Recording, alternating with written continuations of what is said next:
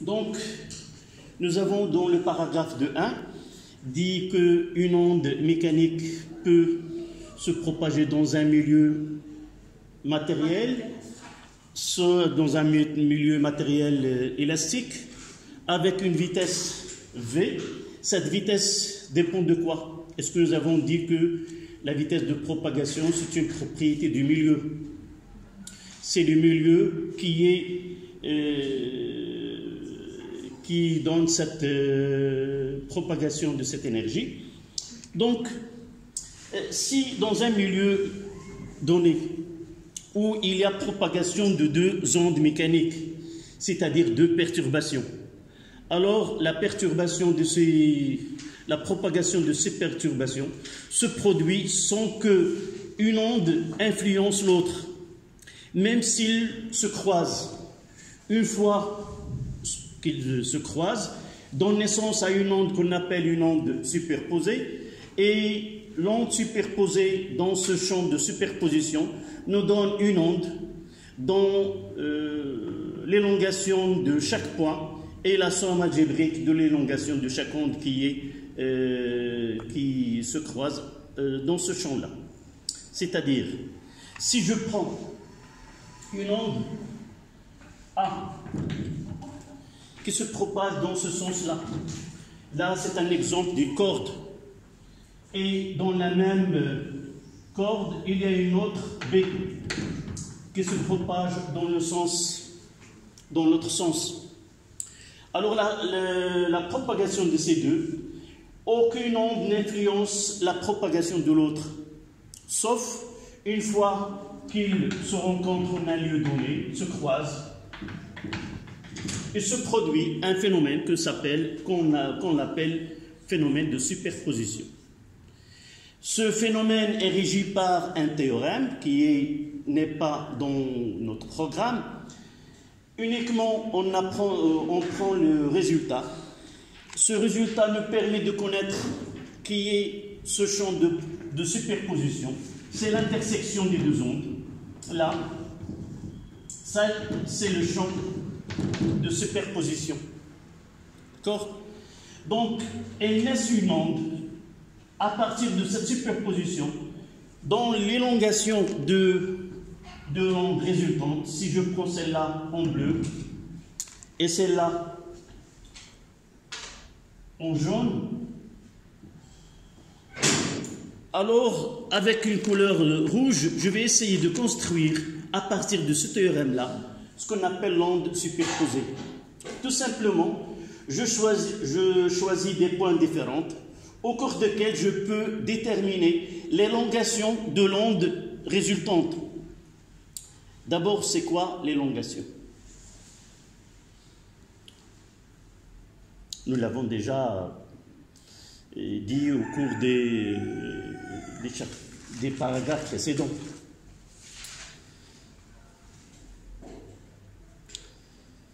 Donc avant de continuer, on revient en arrière. C'est quoi une onde mécanique?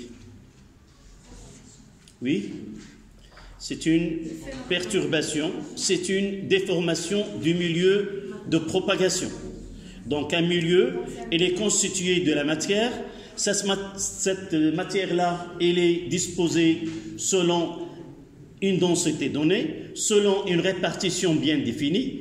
Alors cette énergie qui provient de l'onde, il modifie les propriétés physiques, c'est-à-dire s'il y a une distance, je prendrai un exemple là,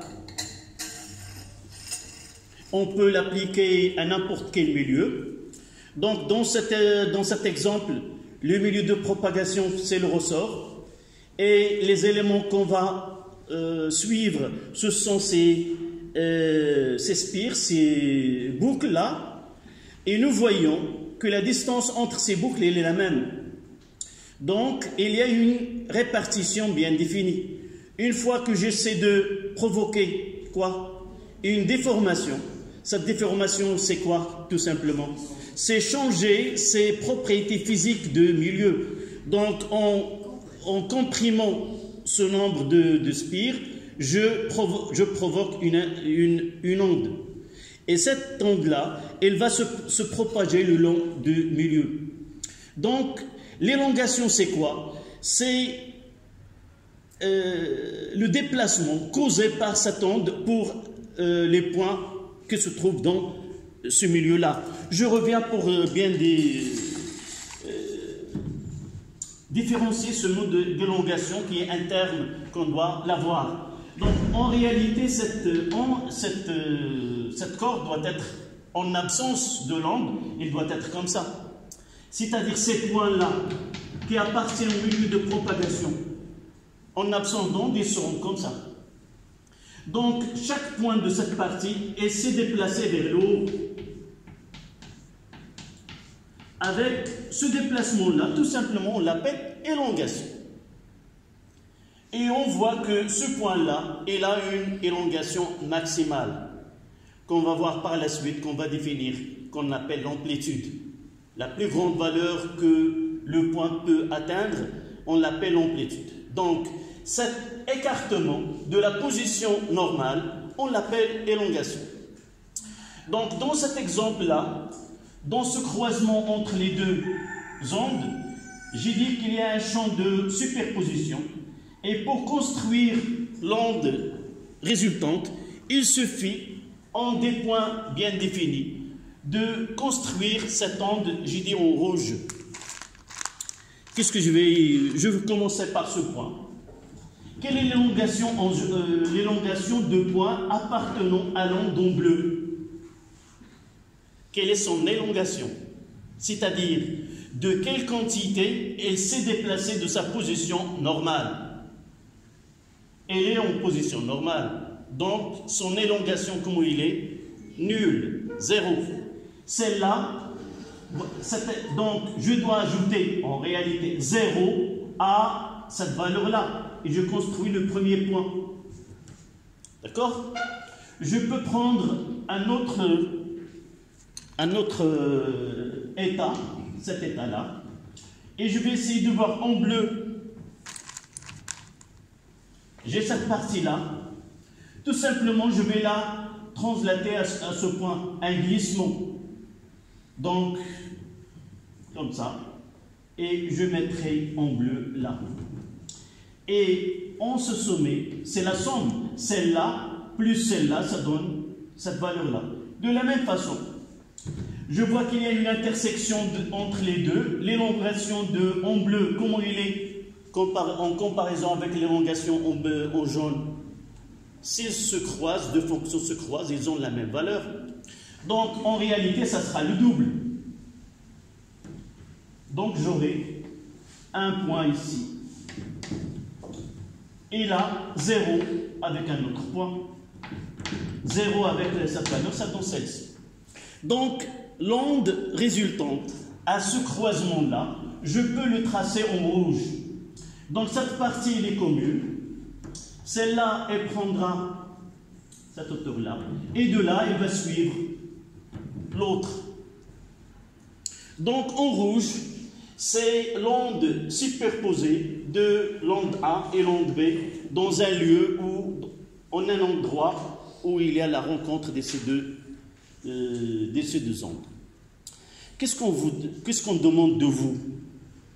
Pourquoi on traite cette partie-là? Tout simplement, ce que vous devez en tête par la suite, c'est que dans des conditions bien définies qu'on n'en parlera pas, c'est-à-dire si ces ondes ils ont une amplitude qui sont de petite taille, l'onde, cette superposition, nous donne soit une onde qui a une amplitude plus grande, c'est le cas que vous avez devant vous, c'est-à-dire les deux ondes se superposent et nous donne une onde qui est une superposition qui est constructive. C'est comme on construit une maison, brique par brique, on arrive à édifier cette maison ou ce mur. Donc là, il y a une superposition constructive. On prendra un autre exemple où cette construction n'est pas constructive, et je prendrai une onde comme ça, et la même de l'autre côté, Et je vais tracer en un point donné celle-là,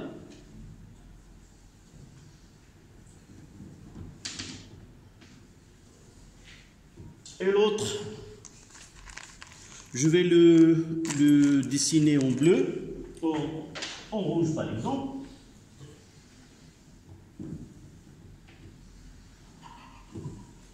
Supposons que les deux ondes, de droite et de gauche, là c'est A, et là c'est B, là ça sera B, et là ça sera A.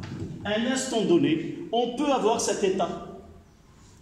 Donc, on va essayer de construire l'onde qui est la superposition des deux. La première des choses, c'est connaître quoi? Définir quoi? Le champ de superposition. C'est l'intersection. J'ai choisi ce cas qui est le cas idéal pour bien montrer ce qu'on appellera une superposition qui est le contraire de celle-ci. Donc, qu'est-ce que je vais faire? 0 avec 0, ça donne 0. Là. Élongation nulle. Là. Celle-là. J'ai mal dessiné les deux ondes. Je vais essayer de les avoir de même intensité identique. Et là, j'attire votre attention que l'élongation est une grandeur qui est algébrique. On doit définir un sens dans lequel cette élongation est positive. Généralement, toujours on fait Y comme ça. Ça veut dire dans ce côté-là, positive, et dans ce côté-là, elle est négative. Donc, dans ce cas-là, l'élongation de l'onde au rouge sont 0 ou une valeur qui est positive, de l'autre côté, soit 0, soit négatif. Donc, si cette partie-là, la somme des deux, ça donne quoi? 0. De la même façon, si je trouve que la somme de toutes les... Dans ce cas-là, l'onde, comment il est? Il y a, si vous voulez, l'onde B, elle est entre guillemets, anéanti par l'autre onde, comme si rien ne se passe dans cette partie. Donc on dit qu'il y a une superposition, comment il est? Destructive. Donc soit, évidemment, je n'ai pas parlé que après ce croisement, chaque onde va conserver sa forme et sa vitesse de l'autre côté. On ne dit pas qu'il y a une destruction, ça veut dire après ce croisement, on ne retrouve rien de ce côté et rien de l'autre côté, mais non. Après le croisement de ces deux ondes, celle-là, elle va apparaître de ce côté-là, et celle-là, elle va apparaître de ce côté-là, en conservant son amplitude, et tous les points, ils vont conserver leur élongation. En résumé, ce qu'on doit écrire, ce n'est pas la peine de schématiser ceci sur le cahier, mais uniquement pourquoi nous introduisons ce phénomène de superposition. Tout simplement, on aura dans deux leçons. La leçon qui viendra par la suite, ce sera les ondes mécaniques progressives périodiques, et juste après, propagation d'une onde. Même dans la prochaine leçon et la leçon qui vient par la suite, on parlera d'un phénomène qui s'appelle la réfraction. C'est un phénomène qui se manifeste par destruction et construction d'une onde au-delà d'un obstacle. Pour les ondes lumineuses, la lumière passe à travers un trou, et de l'autre côté, on va voir de la lumière qui est de la lumière séparée par des taches qui sont sombres, c'est-à-dire absence de la lumière. Et on doit expliquer pourquoi une lumière, en traversant une fente ou un trou, il nous donne derrière, dans un écran, de la lumière et l'absence de la lumière. Pour bien expliquer, on doit connaître qu'il y a un phénomène de superposition. Pour bien concrétiser ceci, si j'arrive là, avoir deux sources sonores du son. La source A émet un son et la source B émet un son dans la salle. D'accord? Est-ce que vous êtes d'accord que si les conditions de superposition de ces deux ondes sont valables, on essaie de réussir sa superposition de son dans cette salle? Est-ce que vous êtes d'accord que peut-être un élève dans cette salle, il nous dit, si on n'entend rien, je n'entends rien dans ma position. Est-ce que vous êtes d'accord? Comment? Donc cet angle-là, A, il va se propager en un point où il y a un observateur et l'autre. Et il s'avère qu'en ce point, l'onde émise par A et l'onde émise par B produisent en ce point-là un phénomène de superposition qui est destructif. Et peut-être un autre élève, il dit, moi j'entends un son qui est nuisible, avec un son qui est très élevé. Ça veut dire quoi? Ça veut dire qu'il y a une superposition dans ce point des deux ondes et il entend plus qu'un autre élève entend dans une autre position. Ça veut dire que le phénomène de superposition nous donne une onde qui a une intensité varie entre, si vous voulez, ou son amplitude varie entre quoi? Entre 0 et quoi? Et le double de 7 en valeur absolue. Soit on n'entend rien, soit on entend plus. Entre ces deux valeurs, on peut entendre toutes les valeurs permises entre 0 et le double de l'amplitude de ces deux ondes. D'accord? Là, je vous pousse un peu plus loin. Et si je vous dis que la lumière est aussi une onde, et si j'arrive à émettre deux sources de lumière qui satisfassent les conditions de superposition, qu'on va lui donner en réalité un autre nom qui s'appelle l'interférence, c'est la même chose. Mais nous, à notre niveau, on parlera de superposition. Qu'est-ce que vous pouvez imaginer avoir lorsque deux ondes lumineuses se superposent? Avec deux lumières, on peut avoir en un point donné quoi? De l'obscurité. Et on peut avoir dans un point donné où il y a de la lumière plus d'intensité que émet une source toute seule. Donc c'est ça ce que nous devons connaître. Et lorsqu'on observe une expérience dans laquelle, à partir des sources lumineuses, on obtient de l'obscurité et de la lumière, il ne sera pas un paradoxe. En réalité, ce sont deux paradoxes de la physique qu'on appelle son avec un son donne quoi? Un silence. Et lumière plus lumière nous donne de l'obscurité. D'accord? Voilà ce qu'on n'entend pas, ce que nous voulons par ce paragraphe qui est la superposition de deux ondes. D'accord? On n'a rien écrit. Donc, vous avez écrit le titre? D'accord, on écrit maintenant. Deux ondes se propagent. Deux ondes se propagent dans le même milieu. Deux ondes se propagent dans le même milieu. Peuvent se croiser. Peuvent se croiser.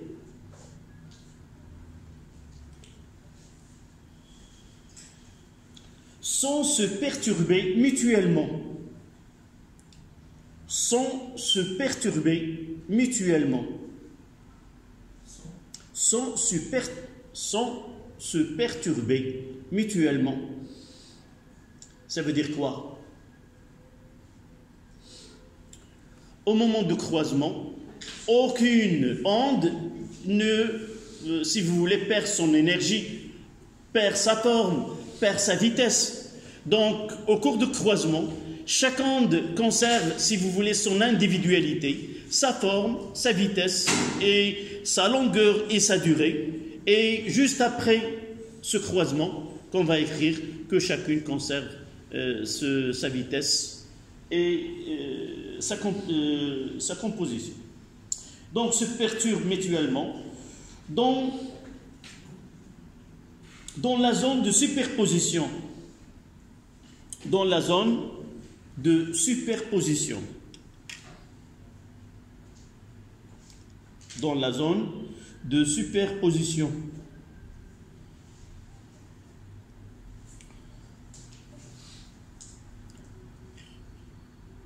Virgule. Pendant le croisement.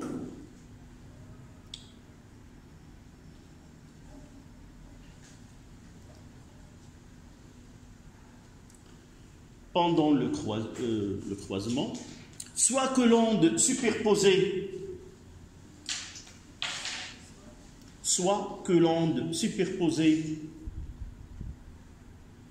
soit constructive, soit que l'onde superposée est constructive ou destructive. On va faire un petit schéma.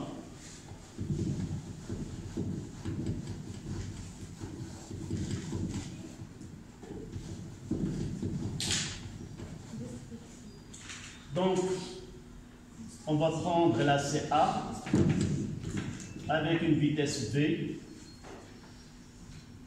et la CB. On va donner deux couleurs différentes.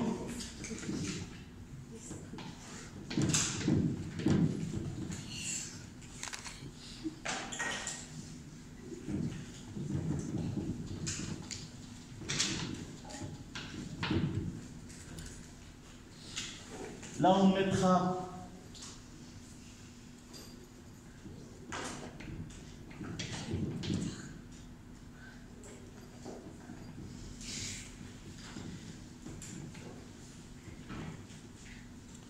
avec l'autre couleur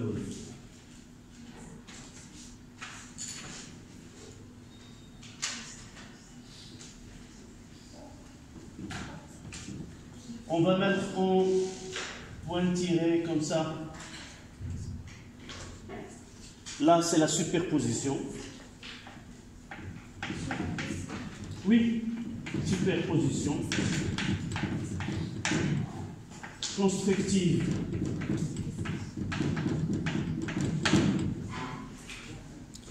Et il va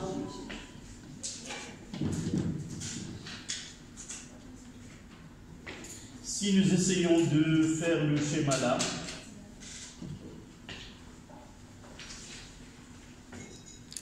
j'ai pas laissé beaucoup d'espace.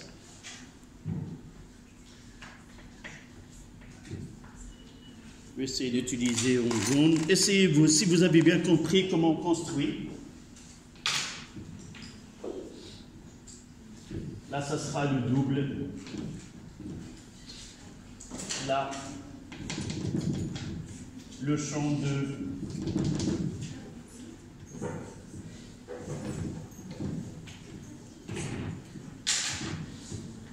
là, c'est onde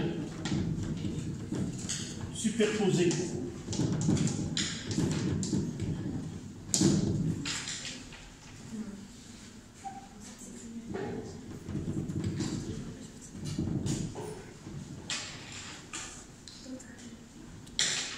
Et juste,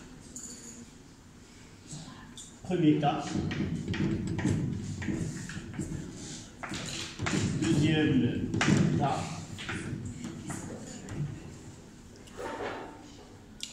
on va mettre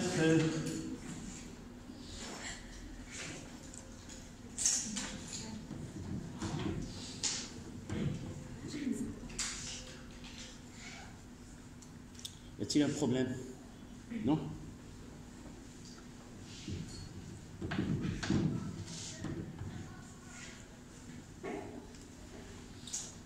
Là, ça sera A aussi. Et là, on a notre C.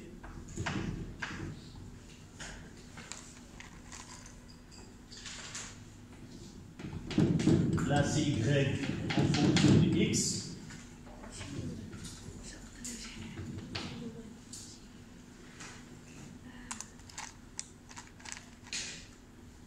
Je vais essayer de faire le schéma comme tout à l'heure.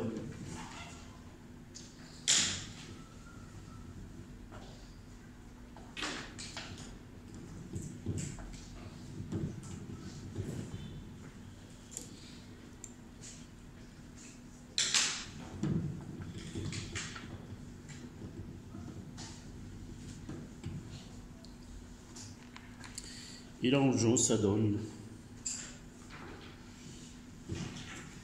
onde superposée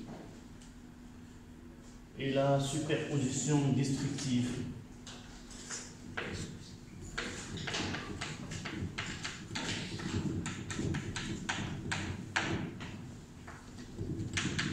Destructive.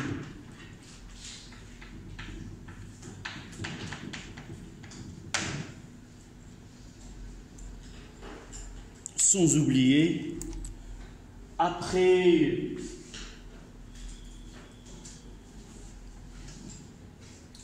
celle-là en rouge doit être là en vert et là.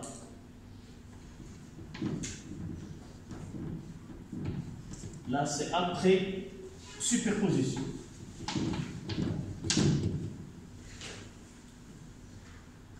De la même façon ici, on aura en rouge, ça sera comme ça, et en vert,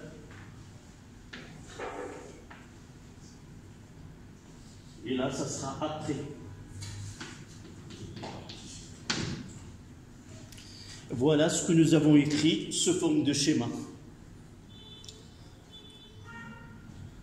Mais ce que je vous demande, c'est de garder en tête cette explication et quel est l'intérêt physique de ce phénomène-là, que des ondes se superposent, soit qu'il y a destruction dans une région, dans un espace donné, soit qu'il y a une construction d'une onde. Voilà.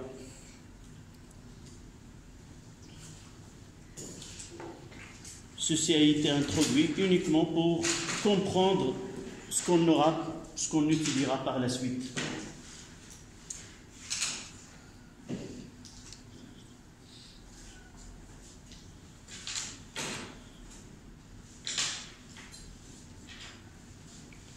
Et ça nous ramènera au paragraphe grand 3, célérité de propagation d'une onde.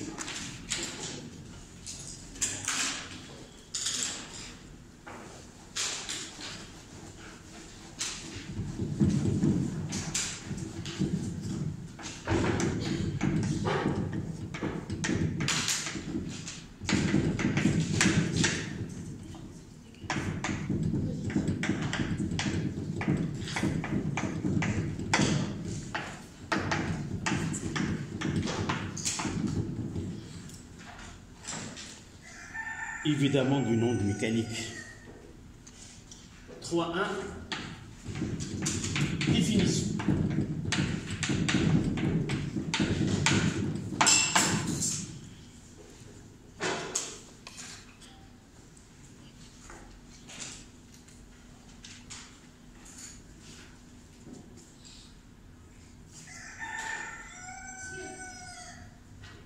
Oui.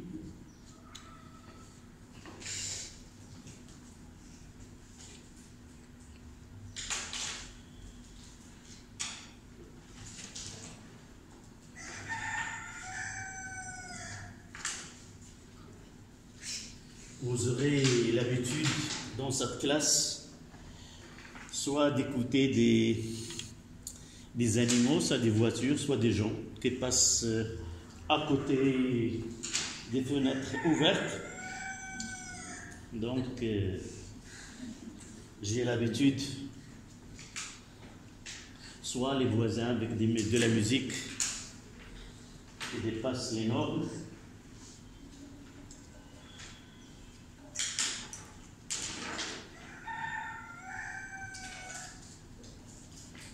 D'accord? Donc on continue. Ça y est, vous avez terminé?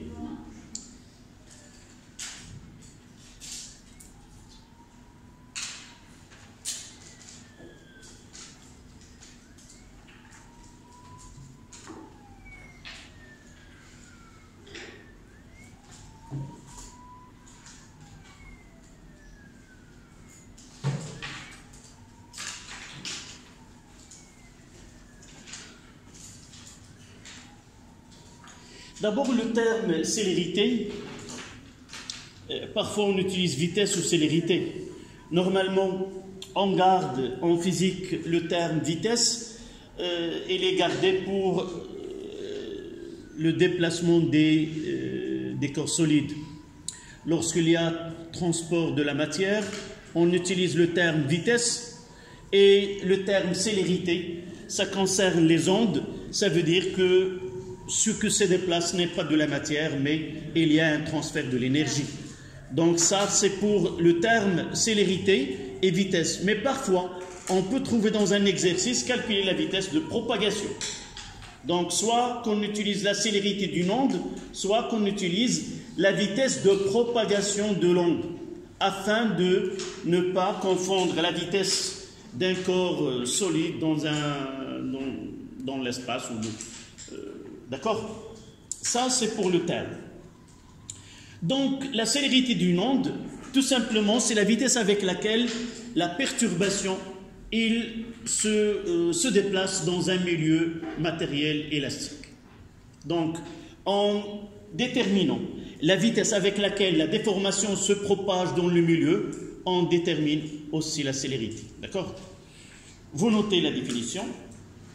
La célérité d'une onde dans un milieu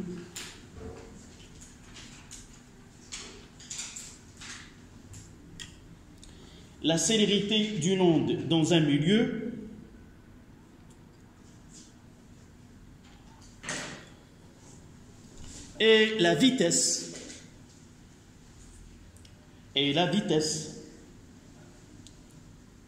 avec laquelle se déplace la perturbation, et la vitesse avec laquelle se déplace la perturbation.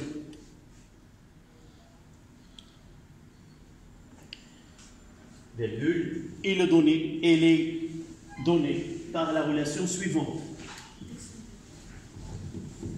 La vitesse de déplacement de la déformation ou de la perturbation, c'est la même chose. Elle est donnée par l'expression suivante ou la relation suivante. Donc V est égal à D sur delta de T. Peut-être je vous ai déjà parlé de cette leçon. La difficulté de cette leçon ne réside pas dans les équations, les relations mathématiques qu'on utilise. Nous n'avons qu'une seule relation mathématique qui est celle-là devant vous, et on va essayer de l'écrire de différentes manières, soit dans ce cours-là, soit dans le cours qui vient par la suite. La difficulté en réalité réside dans le phénomène en lui-même, dans l'onde, parce qu'on va suivre ce phénomène-là, soit dans l'espace, soit dans le temps. Donc une onde, c'est une déformation qui se propage dans un milieu, c'est-à-dire il y a de l'espace, et aussi dans le temps, en suivant chaque point en cours de temps qu'on va voir par la suite. D'accord? Donc D, c'est quoi? C'est la distance parcourue par l'onde, et delta de T, c'est la durée qui lui correspond. La distance parcourue par la déformation, ou la distance parcourue par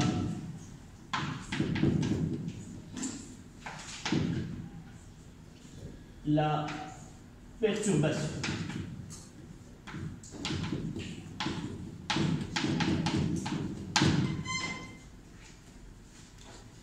delta de T, la durée correspondante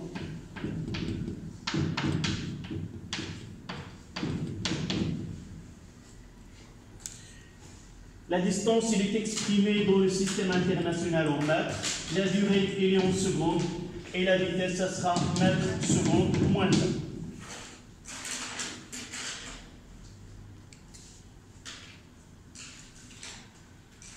Et V, c'est la célérité ou la vitesse de propagation.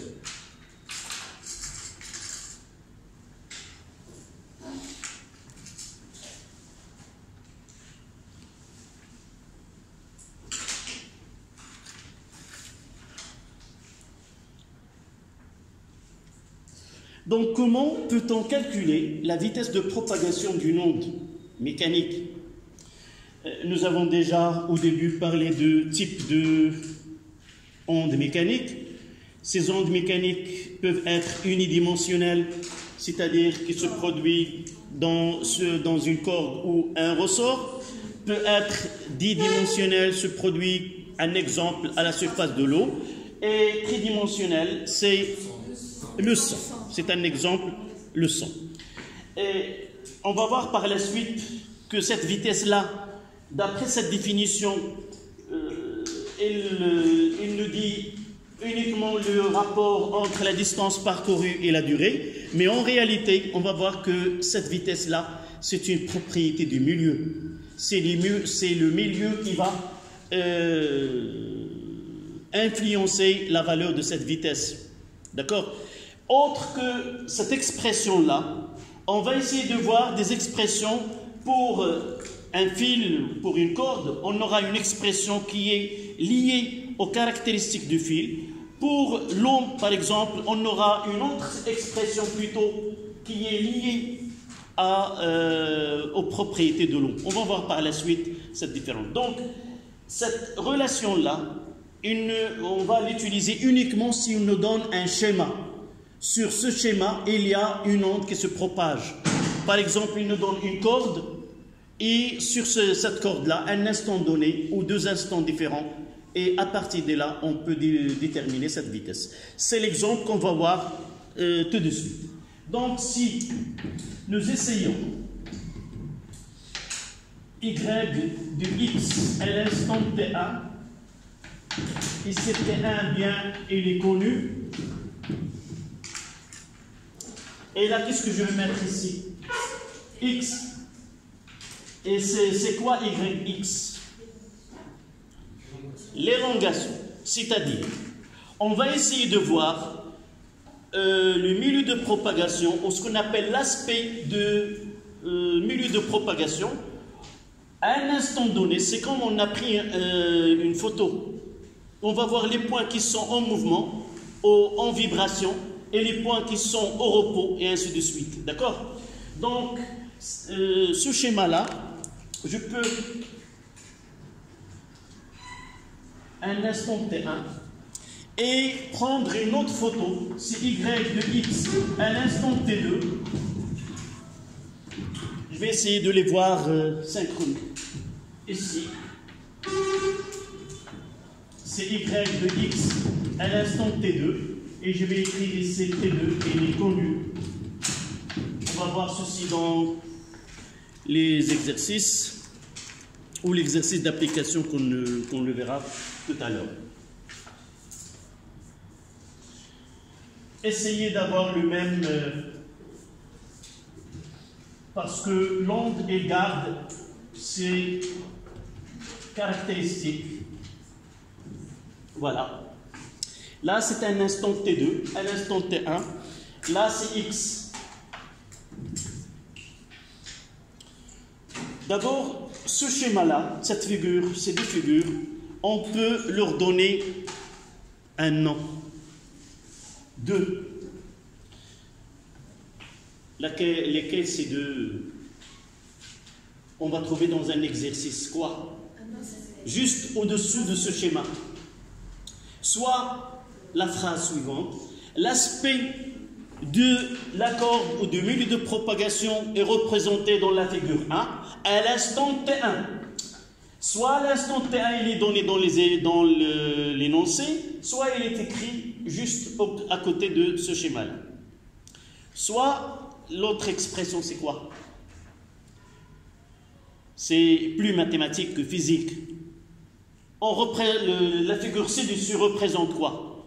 La variation d'élongation des points appartenant au milieu à l'instant T1. D'accord? Donc, comment peut-on appliquer cette relation? Dans ce cas-là, évidemment, il y a une échelle ici. On va voir dans un exercice que, par exemple, là, C2, là, 4, 6, 8, 10, et ainsi de suite. Là, 10, là, 12, 14, 16, et là, ça sera 18. Par exemple, on mettra en mètres. Là, je peux donner 0,2 secondes. Et là, 0,4 secondes par exemple. Pour simplifier, pour faire un petit calcul. D'accord? Comment peut-on appliquer cette relation et calculer la vitesse de propagation de cette onde dans cet exemple?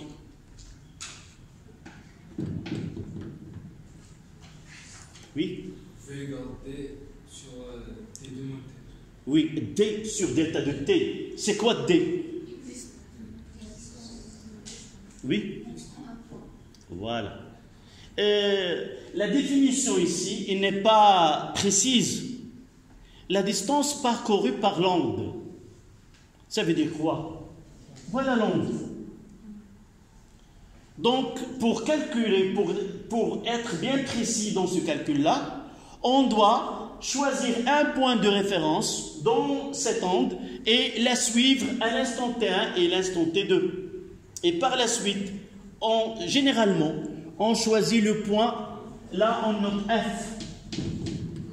F, c'est le front d'onde. D'accord? Et là, ça sera F.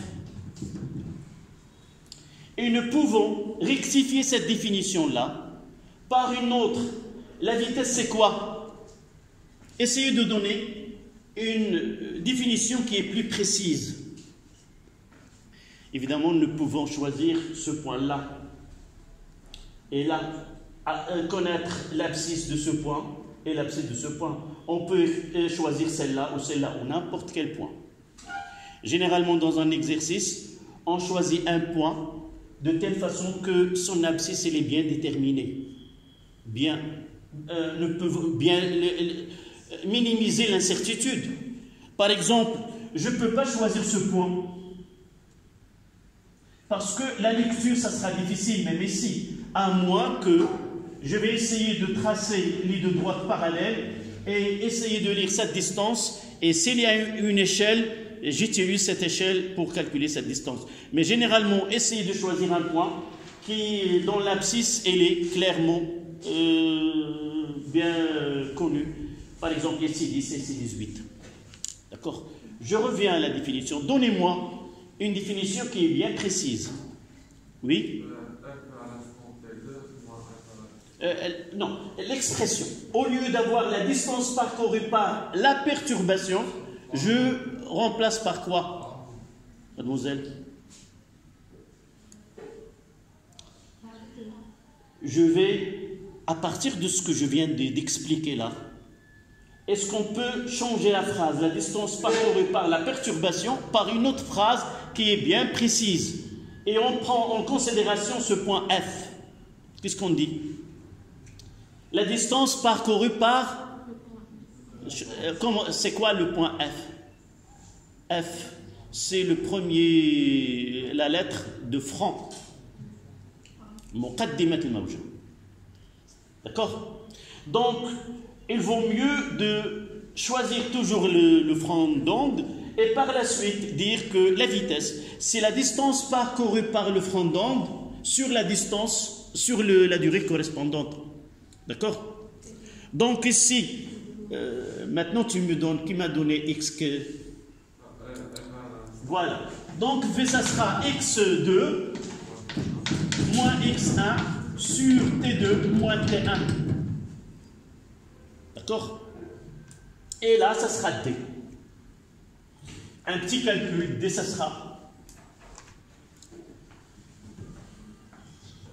sera 18, il est en mètres, faites attention à l'unité ici, ça 18 moins 10 sur 0,4 moins 0,2, d'accord, ça sera 8 sur 0,2, ça sera 8 divisé par 0,2, ça sera 40 mètres secondes moins 1, d'accord. Donc essayez de prendre, s'il n'y a pas de questions. Voilà. Comment, mademoiselle, une question?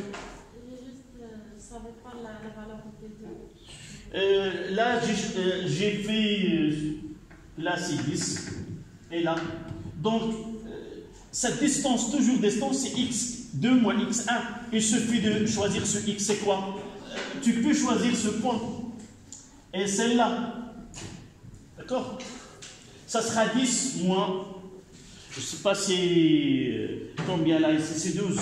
Oui, 12 moins 4, c'est 8. D'accord? Tu peux choisir un autre point. Mais généralement, dans un exercice, il nous donne le front d'onde qui a une valeur qui est précise. Sinon, je cherche un point qui est la même dans les deux cas. D'accord? Voilà. Ça y est?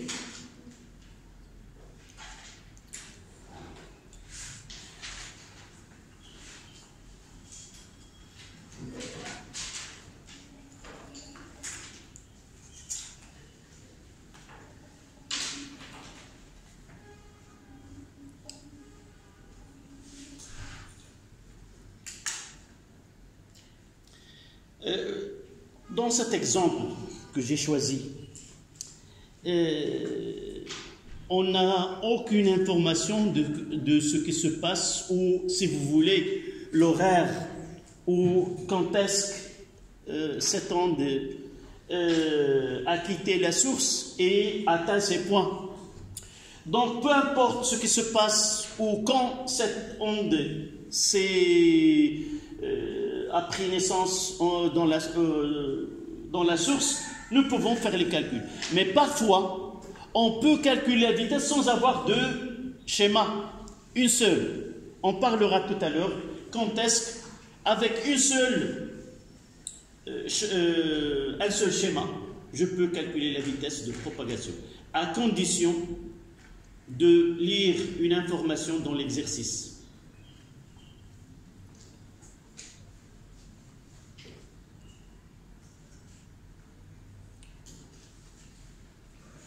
Donc, pour faciliter, là, vous choisissez ces 10 et là, 18, afin que l'application numérique soit...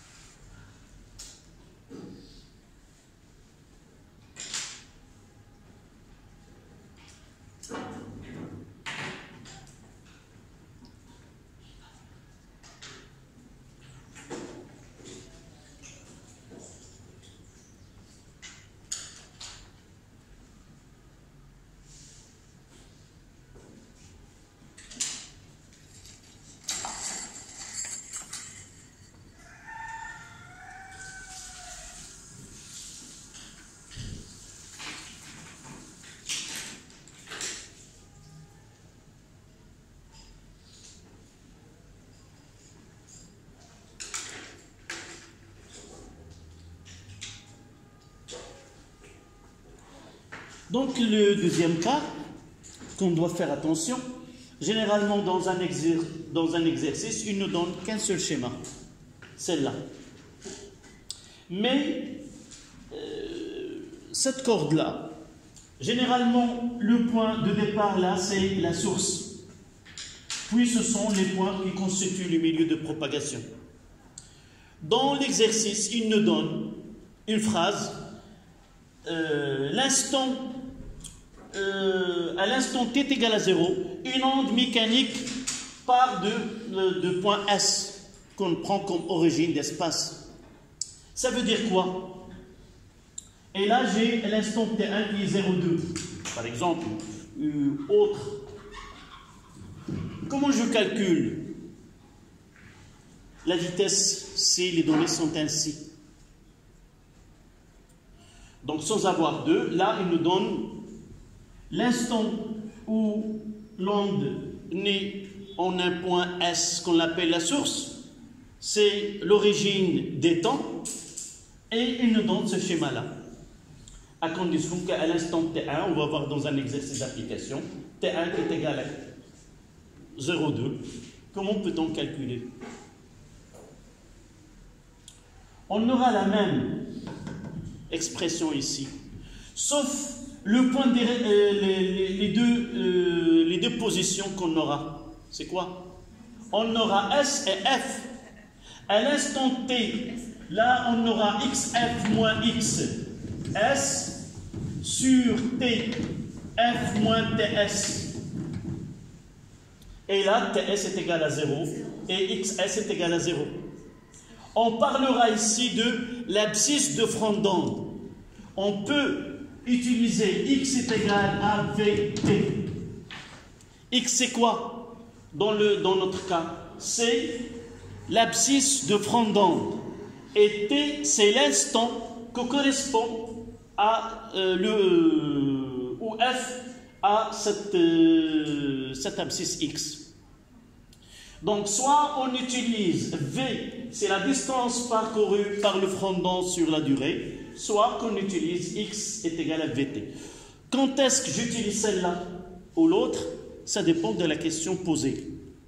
Par exemple, déterminer l'instant où l'onde atteint le point M d'abscisse X est égal à 20 mètres. Déterminer l'instant où l'onde, le front d'onde atteint le point M d'abscisse 12 mètres. Et je vais mettre XM est égal à V fois TM. Et TM est égal à XM sur V. Et je fais mes calculs. Si il me donne calculer la distance parcourue par l'onde pendant une durée est égale à telle, j'utilise V est égal à D sur delta de T. D'accord? Essayez de bien lire les questions et répondre selon les questions. Parce que si on demande l'abscisse d'un point et vous répondez par D, ce n'est pas correct. D'accord? Donc, on passe à 3.2.